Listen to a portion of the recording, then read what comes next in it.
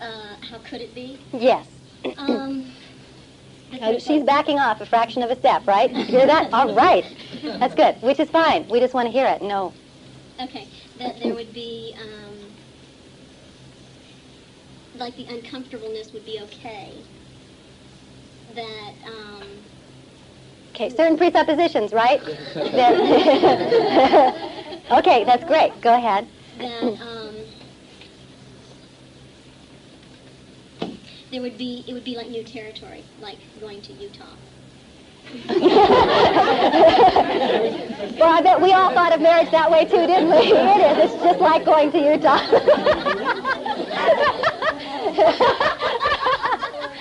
No, it's not going to Utah. Oh, good.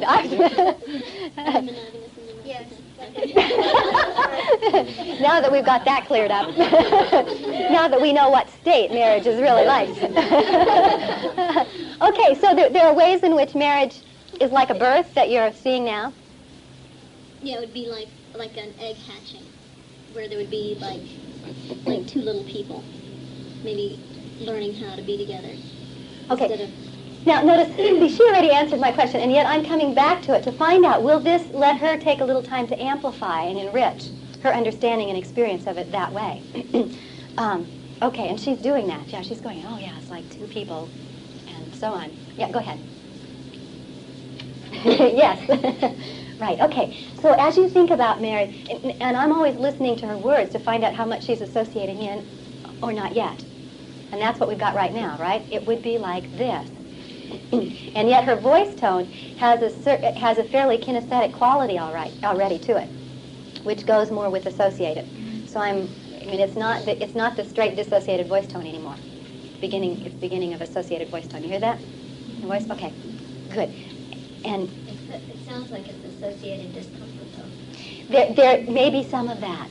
And that I'm going to check on next, because first she talked about the discomfort. She dropped that out of her second piece. But I'm not going to just assume that, oh, everything's handy-dandy. But I'm going to ask. Now, it's very important for me not to presuppose it back in if it's gone.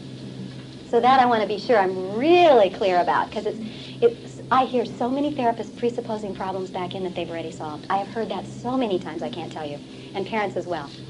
You know, that when a child is beginning to make a change, or a client is beginning to make a change, and you can see the change, it's beginning, you know, it's like, but what about this problem that you had 5 minutes ago? And it's not the same problem anymore.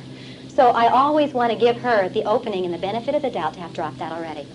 And at the same time, I don't want to gloss anything over. So what I do is phrase my next move in a way that I'll handle all of that. So I'll just ask. So Carol, as you think about that now, the way in which marriage could be a birth, like this egg hatching and so on, and I don't know how else that all begins to fill in as your unconscious considers that. But I'm curious to know, as you think about it this way, if this is the kind of experience that you want to have in marriage, or if there's something different that you want that might be even better. Do you like this? You want to step into it, or do you not like it? That's what I'm trying to say here. I like some parts of it, and other parts of it are, there's some judgment about that they wouldn't know what to do. They're too young. The other person? The two people. The two people. That are coming out of the egg. Oh, okay. They're too young. They wouldn't know what to do. Okay, and so how is that a problem? I mean, it seems like that's sort of by definition how we begin things, isn't it? When we're born, we are kind of too young. In a way, and yet on the other hand, we wouldn't want to be born 90 years old either. So there's a way in which it's the exact right age for birth is to be really young. So,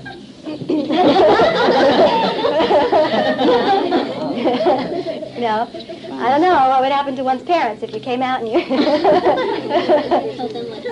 So as you think about that, is that in any way, is that a limitation, or is it that the young freshness that those two have at that point is exactly what's right for beginning a new path? Yeah. Now that, if you look at it that way, that's better. It'd be like they wouldn't know what to do in the beginning, but then there would be, they would have the ability to to learn.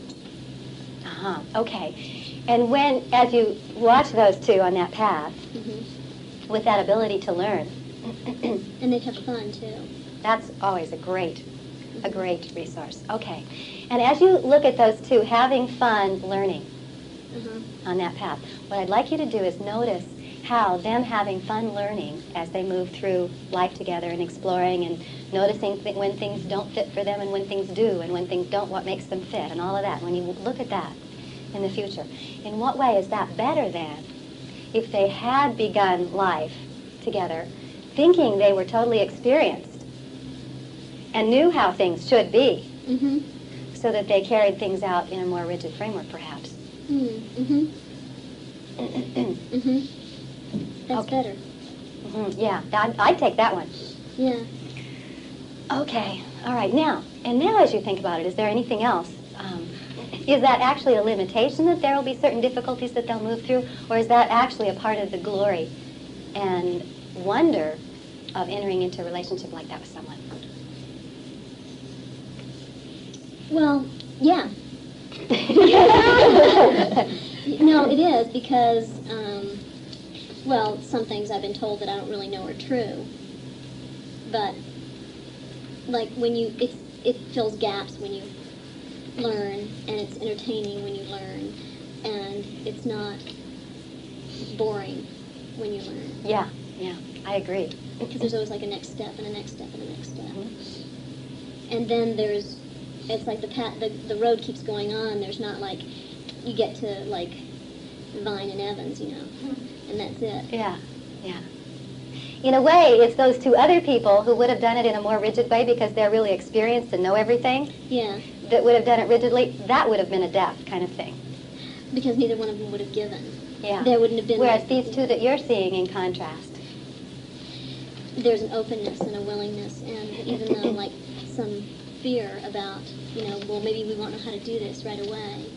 Right away. Nice presupposition. that we can learn. Yeah. Yes. And so how do you think that all of their responses, those two people's, including the joy, including the fear, maybe we're not going to know everything right away, as you put it, the attraction, the learnings, all of it, how will all of that, the full range, enhance that whole experience of moving forward and learning, including having some of those fears, until they go away?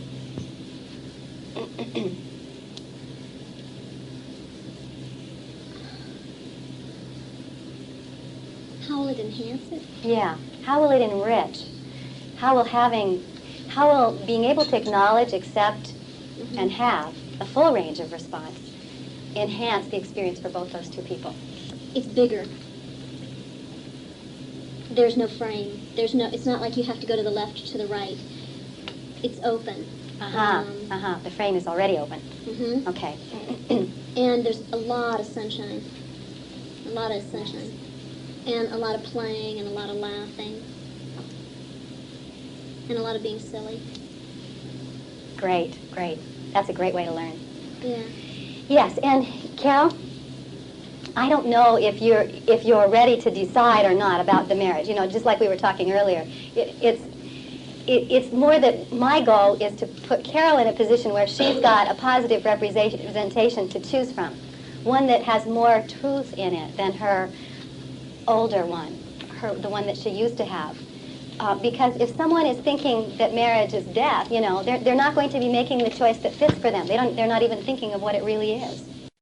So how could they make a decision based on what's true for them and what they truly want? That's true. So the goal here is simply to allow Carol to have what is a more true experience of what marriage can be for her, what's more truly there in her potential, so that she can make that choice out of that recognition. And I don't know when that choice will become clear, and that's not really so much what I would want to. That's not the end point that I would be going for here. Does that make sense? Okay, so having this representation, this sense of what marriage is like at this point, as what's true for you now, do you already have a sense, Carol, of how that will even become more expanded and enriched more colorful perhaps, or whatever, as you gather more information, as you learn more, as you just move through your life and interact with this friend and so on. Okay, so you see, I'm not going to have her step into it. That would be deciding. I mean, she could step into it as a part of deciding, as long as she could step back out and go both ways. But it wouldn't be ecological to make her put herself in it and stay there right now, unless she chose that. Okay, now we could go a little bit farther with a little more future pacing if we wanted to, but that's basically... we should probably do a little more testing. So, Carol, what do you think you would do if this person that you're close to now started thinking of marriage as death? If he started thinking that way? If he were to do that. Do you think you'd be able to help him out of that? So that he would have a fuller and richer life? Yeah. Okay. Yeah. All right, now, is there anything that could possibly get in the way of your appreciating this new sense of what marriage is, can be, and updating it as you learn more?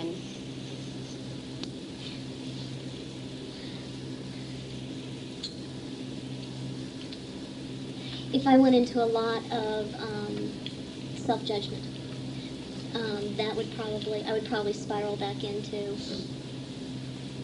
Good, and that's the point of testing. So she's just identified something that could. Maybe it wouldn't, but it might. It might. So that would be our next piece, and I'm not going to take the time to do that piece here. But you understand the point of asking, and now we want to find out more about what self-judgment and so on. How do you do it, and what are the complex equivalences and meanings and all that goes into it, and how are we going to make a shift? Make sense? Okay, so you can just let that go into your unconscious and come out in whatever way is useful for you. We're going to do this in groups of 3. Can you have an example of how to do that? In groups of 3, Carla. And what you'll do and my demonstration went by a little faster than the way I want you to do it, because I do want you to write down each response. And I didn't want to take the time here to do that with all of you.